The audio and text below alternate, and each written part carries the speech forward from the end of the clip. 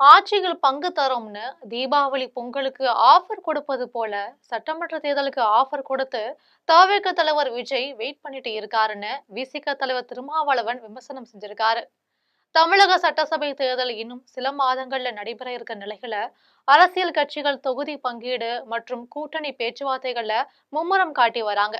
திமுக கூட்டணியில் அங்கம் வகிக்கும் கட்சிகள் தொகுதி பங்கீடு தொடர்பா எந்தவித பேச்சுவார்த்தையுமே இன்னும் ஆரம்பிக்கல. அதிமுக கூட்டணியில பேச்சுவார்த்தைகள் நடந்துட்டு இருக்கு.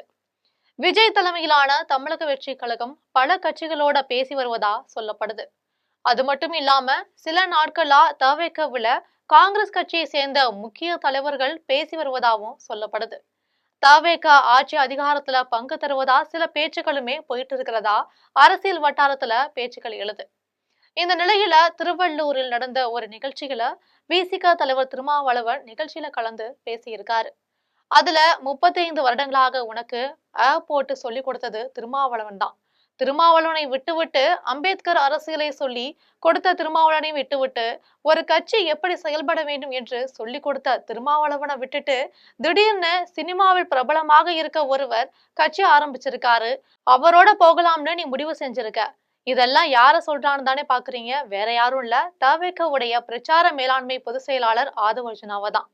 35 வருஷம் உனக்கு கை விரல பிடிச்சி ஆனா அவனை எழுதி கொடுத்த திருமாவளவனை விட்டுட்டு அம்பேத்கர் அரசியலை சொல்லிக் கொடுத்த திருமாவளவனை விட்டுவிட்டு ஒரு கட்சி எப்படி செயல்பட வேண்டும் என்று சொல்லிக் கொடுத்த திருமாவளவனை விட்டுவிட்டு திடீர்னு ஒருத்தர் சினிமாவில ரொம்ப பாப்புலரா இருக்கிற ஒரு கட்சி ஆரம்பிச்சுட்டாரு. இதுக்கு மேல என்னெல்லாம் பேசியிருக்காரு அப்படின்னா, உன்னுடைய அனுபவமே அவருக்கு கிடையாது, அவர் இப்போதான் பால்வாடி பையன், ஏற்கனவே உள்ள கட்சியில PhD படித்து முடித்து விட்டு உன்னை ஒரு ஆளாக்கி வச்சிருக்கேன், நீ போய் ஒரு பால்வாடி பள்ளியில இருக்கக்கூடிய பையன் தான் எனக்கு தலைவர்னு சொன்னா ஏத்துக்க முடியுமா? இத்தனை வருஷமா நீ படித்த PhD படிப்புக்கு அர்த்தமே இல்லாம போயிருச்சு, நீ போய் தான் அங்கு அரசியல் கத்துக்கணும் வேண்டிய நிலை இல்லை. ஆனால் விடுதலை சிறுத்தை கட்சியில் அனைவரும் தலைவர்களாக வளர்ந்திருக்காங்க. இன்னைக்கு தமிழ்நாட்டுல அரசியல் விவாதத்துல கலந்து கொள்ளும் பல பேர் விடுதலை சிறுத்தைகள் கட்சியை சேர்ந்தவங்களாதான் இருப்பாங்க, இல்லைனாலுமே இங்கிருந்து போனவர்களாதான் இருப்பாங்கன்னு சொல்லி ஆதவர்ஜுனாவை மறைமுகமா விமர்சிச்சாரு திருமாவளவன். அவரோட போகலாம் அப்படின்னா அனுபவமே அவருக்கு கிடையாது, அவரு பால்வாடி, நீ இந்த கட்சியில ஏற்கனவே நான் ஆளாக்கி உன்னை PhD ஆக்கி வச்சிருக்கிறேன், நீ போய் பால்வாடி ஸ்கூல்ல இருக்கிற பையன் தான் எனக்கு தலைவர்னு சொன்னான். எப்படி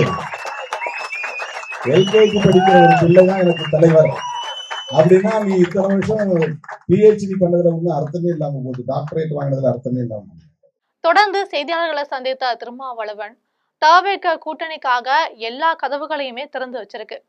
தீபாவளி பொங்கலுக்கு ஆஃபர் கொடுப்பது போல ஆட்சியில் பங்கு தரோம்னு ஆஃபர் கொடுக்கறாங்க. இதுதான் இப்ப இருக்கக்கூடிய நடிகர் விஜய் தலைமையிலான கட்சியின் நிலைமை.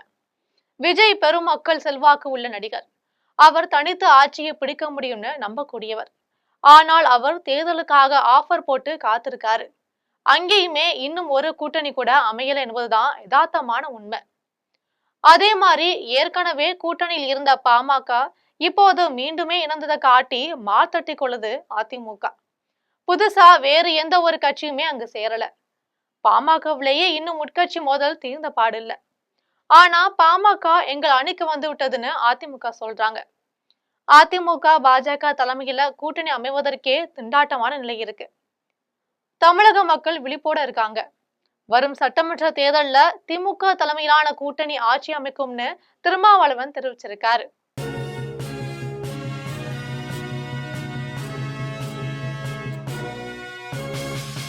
உடனுக்குடன் அப்டேட் தெரிந்து கொள்ள ஜெம் டிவி தமிழ் ஆப்பை இன்ஸ்டால் செய்யவும்.